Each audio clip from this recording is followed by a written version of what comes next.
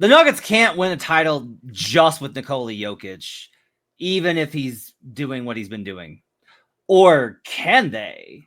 Plus, we'll try and solve the backup 5 dilemma, and we'll talk about the NBA Cup because we're sickos. All that and more here on No Jinx, Locked On Nuggets.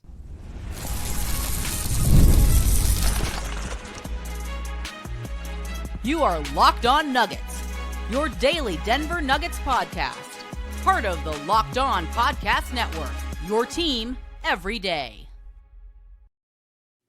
Welcome to Locked On Nuggets, your daily Denver Nuggets podcast, part of the Locked On Podcast Network, your team every day. Thanks for joining us and making us part of your day, being with us Monday through Friday, being an everydayer. We do appreciate you guys supporting the show and being part of our great community. This is No Jinx, where the Nuggets are cooked. My name is Matt Moore. I'm the senior NBA writer for the Action Network, joined by Ryan Blackburn of Mile High Sports and Pickaxe and Roll podcast. You can also catch me on Locked On NBA Monday through Friday in the afternoons, breaking down all the biggest stories. We'd really appreciate it if you go over and check out those views. I would really appreciate if you went over and check out that show. We're doing a really good show. It's me and Hayes with Doug Branson. It's a really good show, breaking down all sorts of stuff. Hayes makes one crack, like he makes one joke about the Clippers per episode. So I think Nuggets fans would really enjoy that. So make sure to check that out. Also want to let you know about our newsletter. You can check it out at lockedondaily.com. We've got tomorrow's episode, as you're listening to this, tomorrow's edition will feature some of the highlights from this show. But after most of the games, we have breakdowns featuring the Nuggets 10 piece, which is what we saw in those games. I had a really in-depth one on Sunday after the Mavericks game. You can check that out. Just go to lockedondaily.com and search for the Locked On Nuggets newsletter. Today's show is brought to you by FanDuel. Make every moment more with FanDuel.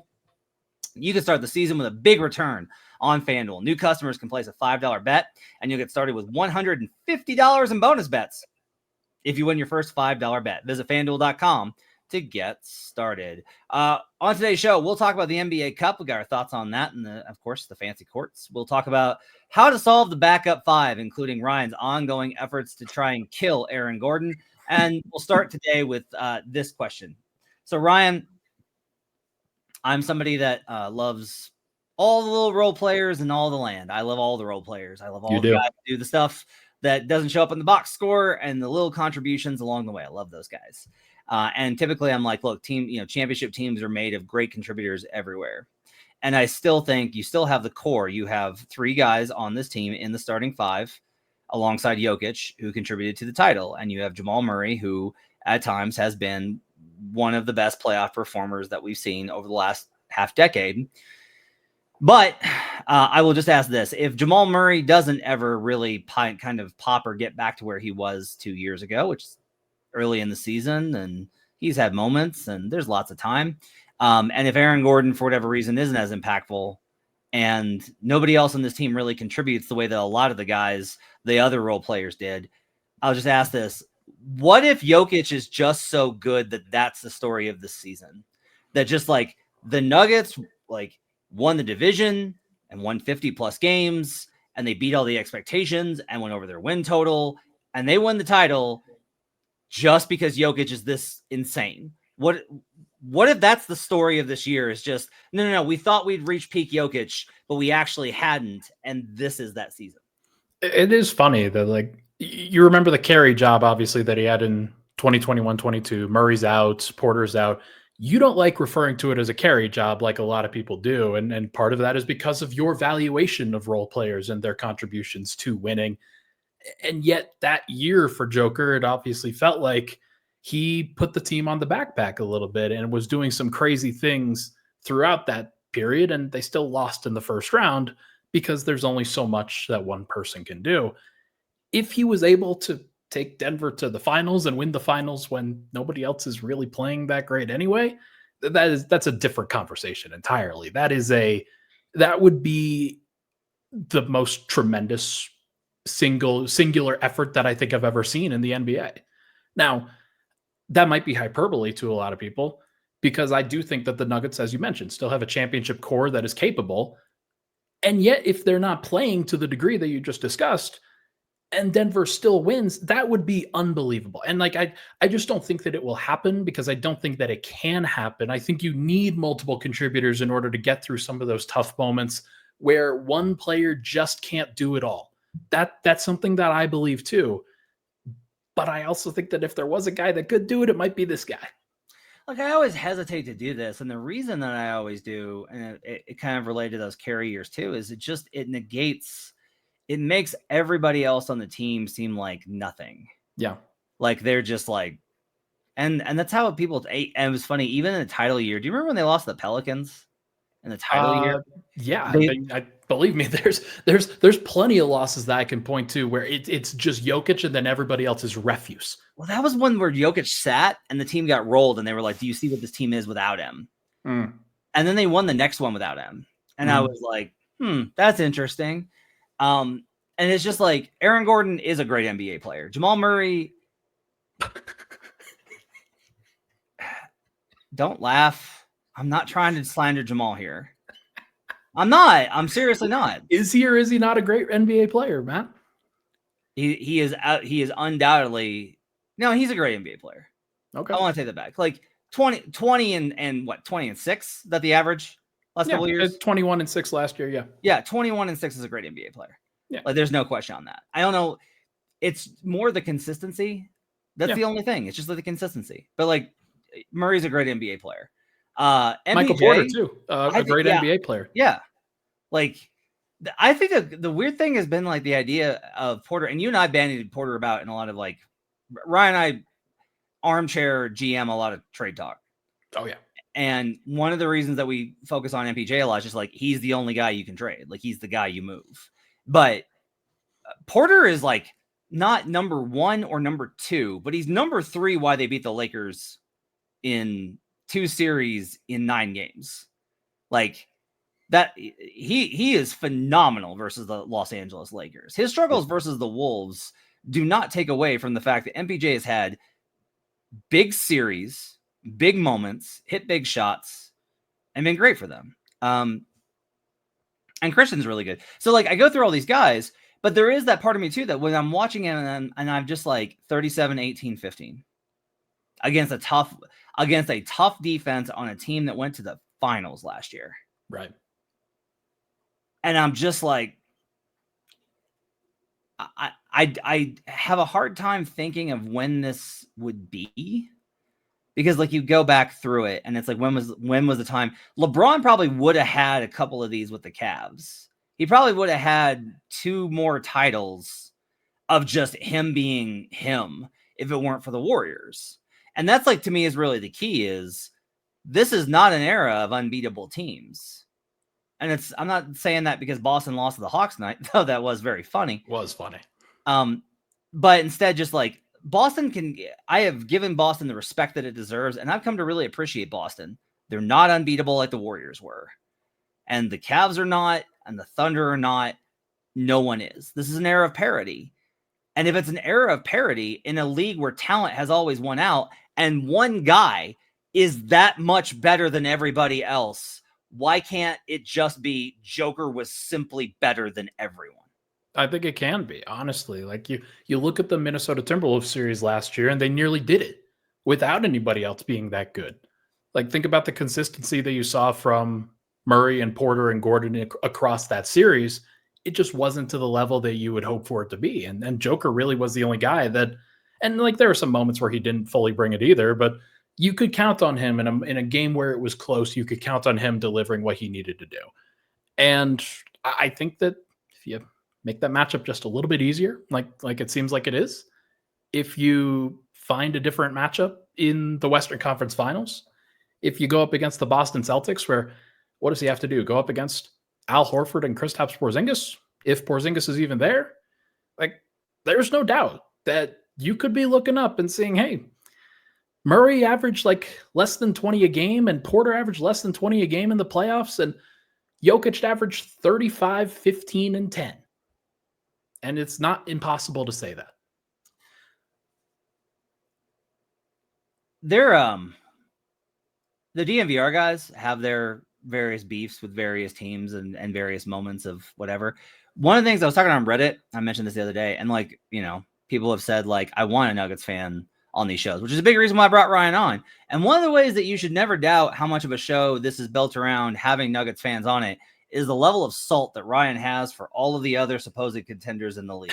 including the Boston Celtics. So you should I mean, know. it's not just that. Like, I mean, we've just watched what Joker does in the regular season against that team and how he can consistently, despite how great they are, they just don't have a good answer for him, man. Like, they just don't. Yeah, but you also tweeted tonight, Boston isn't, what was it? Boston is not indestructible. Yeah, I thought that was interesting because I was like, well, clearly they're not. They've lost right now. The only team that you could say is indestructible is the Cavs. They literally haven't lost a game yet. On the other side, Ryan and I have been arguing about how to solve the backup five situation. And he has a position that I think that a lot of Nuggets analysts and fans want. And in very typical fashion, I have concerns. So we'll talk about that on the other side here on Locked On Nuggets.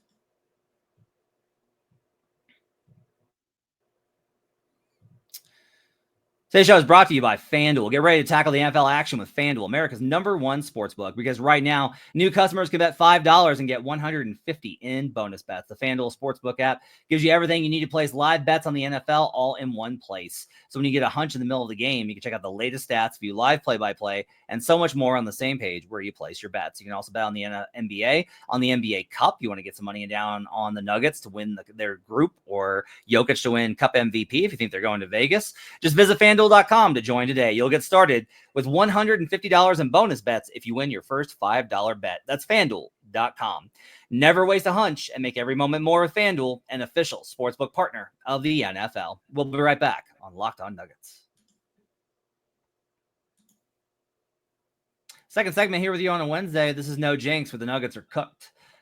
Ryan Blackburn and Matt Moore. So Ryan, I'm going to just kind of like step to the side here. You're not the only one. This is like a widespread belief. What is your solve? If Dario Saric is unplayable, DeAndre shouldn't play, they don't have another center, Zeke is Zeke. What is your solution from the guy that focuses on rotations more than anybody I know about the Nuggets? What's your solution for the backup five situation? The solution is a trade. Like, it's objectively not what I'm about to talk about. The solution is a trade where you find a way to package whatever assets you have, whatever pieces you need in order to, and like whatever things you're willing to part with in order to get the right player in the building that can spell Jokic, that can spell Aaron Gordon, that can make sure that these guys aren't playing heavy minutes in February, so that they can be playing heavy minutes in April, May, and June. That's the real answer to this. But if they're not able to make a trade, because like you've said it before, backup center is a very hard position to trade for. And the Nuggets have traded for backup centers and signed backup centers before, and they've all been horrible. So like, I think that it's at least understandable to try to play your players that have really great skill sets in places where they can be successful. And I look at Aaron Gordon specifically and his playmaking ability, especially his high post, his low post, his ability to be a pick and roll guy. I look at him as Denver's best in-house option for solving the backup center dilemma. Now, can you go to it every time? No. And that's where you and I kind of like bump heads a little bit. But I do think that that is the best in-house option for what the Nuggets have, and nobody is going to make me feel any differently at this point. Okay. Nobody. Aaron Gordon got hurt his shoulder last year around All-Star, and it was really bothering him, and he really needed the time off. And like, Aaron would get through these patches where you could just tell he was holding on by a thread physically. Right. And I asked him like late, I was like, how much is just having like an extra day? And he's like, you would not believe the difference. But also when I talked to him after the Wolves series in the first time, the first time that they played, and I talked to him again during the second round series last year, and just about like, how physical is it? And he's like, they're just big, man. He's like, it's not some sort of like complicated thing. It's just like, they're big. Yes, if you're playing Oklahoma City right now, you can play AG at the 5. Right. Because they're playing Jalen Williams right now at the 5. But I have a hard time going through the league and finding teams that genuinely run small enough units that aren't going to significantly increase the risk of AG getting hurt.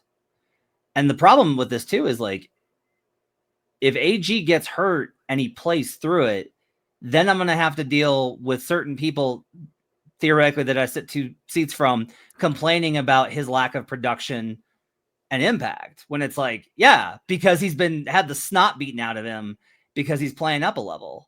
Like, AG's a big dude and he plays bully ball, but that's also part of it. Is like, AG worked really hard to be able to play this physical role that he's playing now for Denver. And that takes a lot. And then on top of it, he's having to battle with these guys that have height and weight advantages on him. And if the whole thing from last year is we got to make sure that the starters are in better shape by the end of the regular season, playing Aaron Gordon at 5 is counterproductive to that, period. So if they are not going to make a move and they're not going to add somebody from the outside, I do think you just have to play it by committee. There's no way that you can play Aaron Gordon for 82 games at backup center. I am not one that's going to sit here and say that that is what they should do. I think one good example of this is Draymond Green at the 5, where Steve Kerr wouldn't break that out every single game for a long time. He wouldn't do it. And he would try to withhold what was his best combination, what was his best rotation, until he absolutely needed to use it, until Draymond has now more transitioned into a full-time 5, or unless he's playing next to Trace Jackson Davis, which they try to avoid those minutes for Draymond all the time. I think that if you're going up against the Oklahoma City Thunder and Chet is playing the 5, then that's a good matchup for him.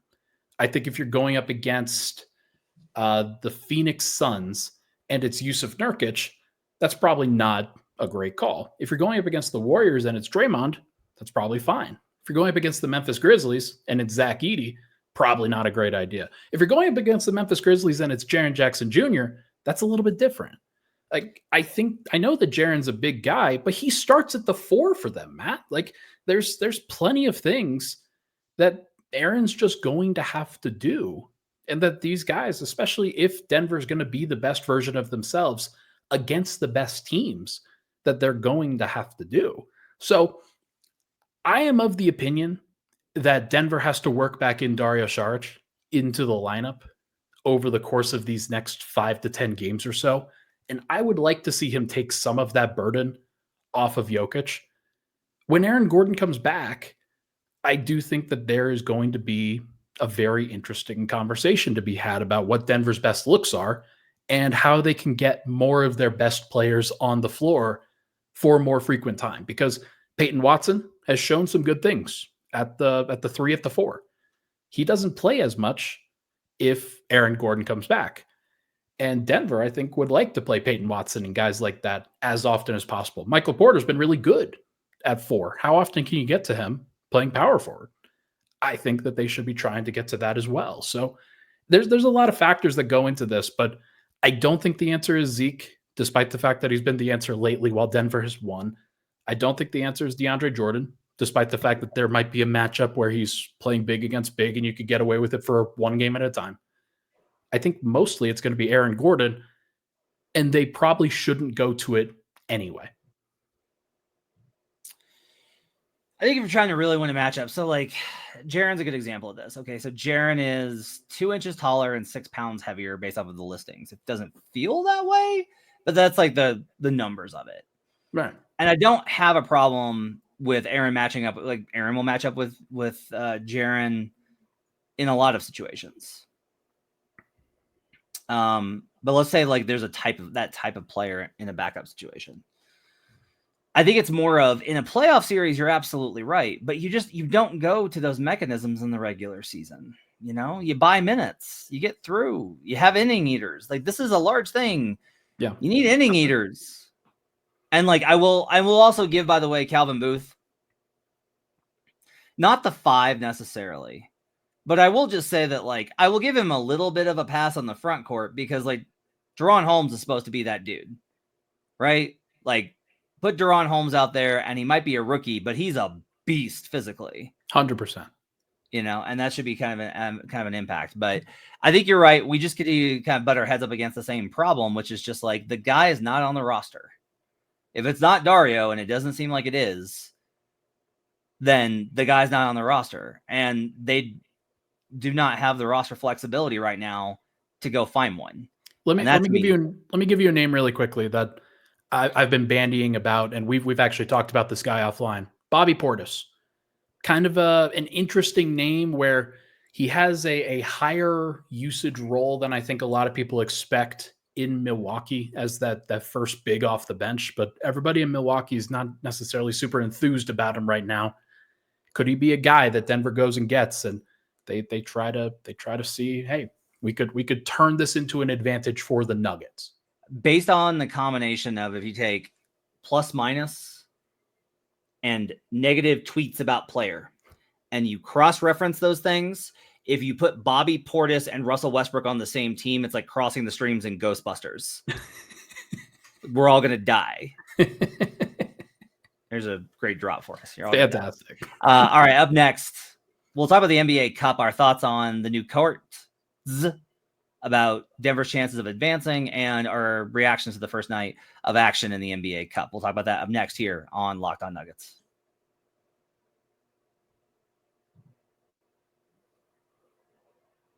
With big wireless providers, what you see is never what you get. Somewhere between the store and your first month's bill, the price you thought you were paying magically skyrockets. With Mint Mobile, you'll never have to worry about gotchas ever again. When Mint Mobile says $15 a month when you purchase a 3-month plan, they mean it. I've had a lot of bad experiences with various providers of getting caught with various fees, not getting answers for what I wanted, not being able to do anything about my bill. That's not the case with Mint Mobile. Say bye-bye to your overpriced wireless plans, jaw-dropping monthly bills, and unexpected averages. Mint Mobile is here to rescue you with premium wireless plans starting at $15 a month.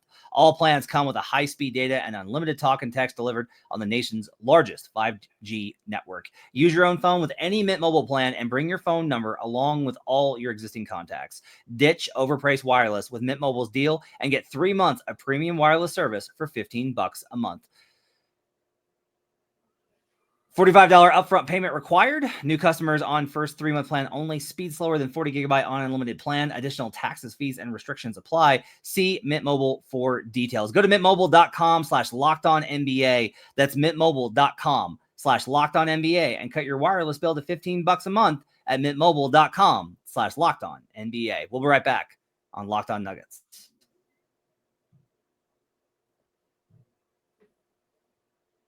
Back here on Locked On Nuggets. Thanks for joining us and making this part of your day. I had Mavericks plus 2.5 at ye old FanDuel, and they just lost by 3. That's tough scene. Love the hook. Thank you, Mavericks. All right. So cup play tonight starts, and already some like really interesting results especially in the Eastern Conference. We mentioned the Celtics lose outright to the Hawks. The Wolves lost outright to the Blazers. That's the thing that happened. Weird. So Group A is like in chaos because now it's Houston, the Clippers, maybe the Kings come out of that group.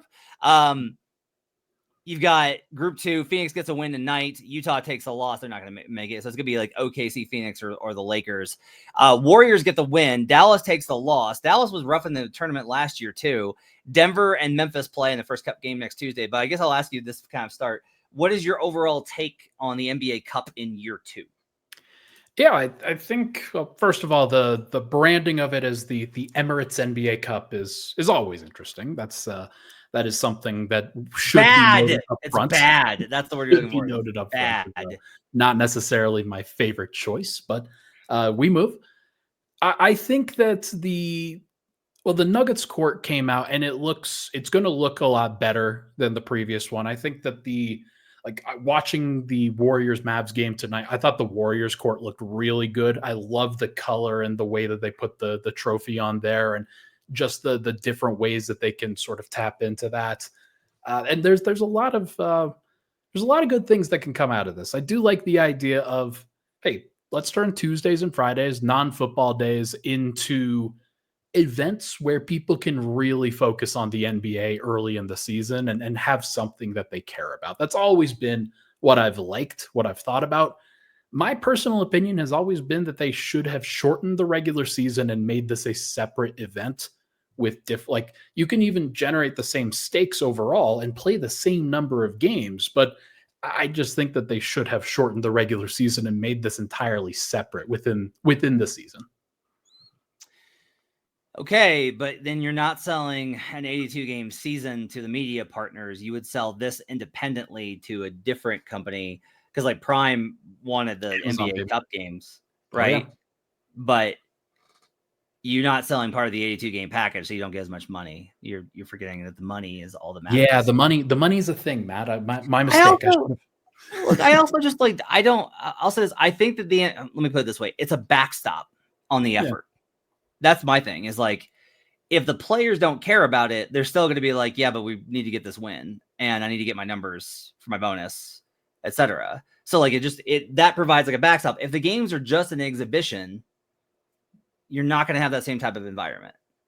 And you can't just like take all the teams and put them in Vegas for a month, which would that be like the ideal is like you just take all the teams and you put them in Vegas and you have a full month of an NBA tournament. It'd be insane, but it'd be a lot of fun. Like that would be incredible content. Yeah, it'd be great. But also, you're also losing all that home gate revenue. Yeah. And so they've got to figure this out. What I think honestly should happen is they should shorten the regular season and then make this a separate thing during the summer or during like the off season. But players will never agree to that. They want their off seasons in full, and that's another problem. Why can't this just be? I think this is just good. I think it's fine. Oh, I mean, I am going to enjoy it, but I know a lot of people that won't, and I'm just it's annoying to me that. That's the way that it is. Those people just don't want, like, they don't want to enjoy it. Yeah. They just want the same old thing. I just find it really funny because like a lot of them are Lakers fans, and the Lakers fans are like, I'm like, yeah, because you want everything to be the way it was. They also won the darn thing last year, so you'd think that they'd have a little bit of a different feeling, but maybe it's because their season ended the way that it did. That they're like, yeah, this didn't really matter in the end. Yeah, but I also like, I don't know. I just think it's such a fun thing for the fans. I like the courts. The courts are so much better this year. The circles concept really does work. They look really good. The blues look really good. We'll see the reds. The reds will start popping on Fridays. I hate the grays. The grays are really bad. I thought it was good tonight. I thought the Golden State one was good. Yeah. And so I just wind up, I like these little additions. I like the NBA play-in tournament, and I like the NBA Cup. I think adding something else for fans to be excited about. Like that was one of the reasons why the Lakers thing was great for the league, but a bummer for, I think, growing is like you need this to be the teams that are not in title contention win. And you can argue the Lakers wound up not in title contention, but like at the time, everyone's like, they could win the title. You need teams to be, and like the Pacers made the conference finals. That would have been like the perfect outcome is if the Pacers won.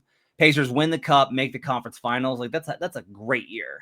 It was. And so having it kind of play out as like, if you win the cup, you're kind of like, this is a wrestling term, but it's like the Intercontinental Championship. That to me is like the way to go about it. Like you're kind of like that next tier of team. I think that would be really great, but we will see. The Nuggets. I think another thing, they should make this a guaranteed playoff spot, like, or at least a guaranteed play-in spot. You don't like that? No. So look, I like it from the perspective of doing so means that the players would play harder. Yeah. And that's always good. But there is a balance that has to be struck. This was the complaint that LeBron had, and a lot of people had, honestly, about the play-in tournament, which is we play 6 months of games to earn the 7 seed, and I can just lose it in 2 games. Yeah. Like I battled and scraped, and we dealt with injuries, and we got through it, and I wind up in the 7th spot, and I'm out because 2 teams have a great shooting night. Now, I like the play-in tournament because I'm like, that sucks to be you, but it's great content. Yeah. Also, they're battling to get out of the middle, man. They were a 7 seed. Like, what are we doing here? Yeah, but I mean, we've also seen these teams make the conference finals in the last couple of years. Yeah, I mean, right? That's true. That's true. So, the thing is, in sports, you don't want to lock that off. You can't be like, those teams never win. You can't do that because the one that does win is going to be such a great story. Like those are the stories that make sports. All right. Yeah, I like it. And so that's my whole thing is you can't devalue the regular season by just giving a team a playoff spot. You can't do and I have to say this on every single program. You cannot do anything related to the draft. Yeah, I don't care about that. Yeah. You cannot tell NBA players, hey, what do we get if we win? Oh, your team gets the #1 draft pick so they can draft someone to replace you. Yeah. Sure, that'll go over well. Nope. That is not what NBA players want to compete for. So like the money to me is good. I think the other thing here is the league, and I've heard of this about Adam Silver, he doesn't want to make things too complicated. Like the group play seems complicated, but it's not. You play these 4 games. Four. And you play these 4 games, and then depending on your record, you go to Vegas or you don't, right? Point differential is simple. Like for me, I would be interested in a structure where it's like, hey, if you were a top 4 seed, you get the 1. And if you were seeds in like 8 through 5, you get the 5. And if you were the 1 seed and you won, you get a bye or whatever. Like some sort of investment there, I would be into. Like that, I would be into it. But I also just think, again, you just can't devalue the regular season. Do you think Denver can win the cup this year? I mean, I think they can. But I was going to predict heading into this thing that Dallas would come out of Denver's group. Dallas lost tonight on Golden State and Steph Curry hitting a nice little dagger 3. I think that Denver, they play Memphis, and then they play New Orleans at a certain point. They'll play Dallas, and then they'll play Golden State in that last one. That Golden State one's on my birthday, December 3rd. So happy early birthday, or not to me at that point. I think Denver can get out of that group. The question is, what will they have when they do? And at that point, like, you just have to know that guys are going to be healthy and that guys are going to care. If I knew that Aaron Gordon was going to be back, and if I knew that Nikola Jokic was going to be like, we're not losing one of these games, then I'd feel a certain kind of way about it. If I had that opinion, I don't have that opinion. I think that Joker knows that the playoffs are more important. I think that Aaron Gordon is not going to rush back for the NBA Cup games. Like, that's not what's going to happen here. So I don't think that Denver wins it, but 29 teams don't win it. I wonder if you could be like, yeah, but you get to party all night in Vegas and you get an extra 2 days off. Amen.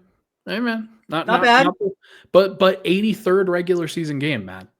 Yeah, 83rd regular season game. We gotta find some sort of. So we need to find a stable, the best stable in Las Vegas, the best ranch. That would be a journey. You'd have to go out of the city for that one. Maybe. There's so many great facilities in Vegas. You don't know. All right, this got to do it for Locked On Nuggets. No James, thanks for joining us. Appreciate you guys being with us. We'll see you tomorrow. Swipa and Ryan will be with you on Thursday, and then Swipe and Gripe on Friday at noon Mountain Time is when we'll record that show, and then we'll have post-game shows for you from the Pelicans game before No Jinx on Sunday. Thanks for joining us. We'll see you guys again next time here on Locked On Nuggets.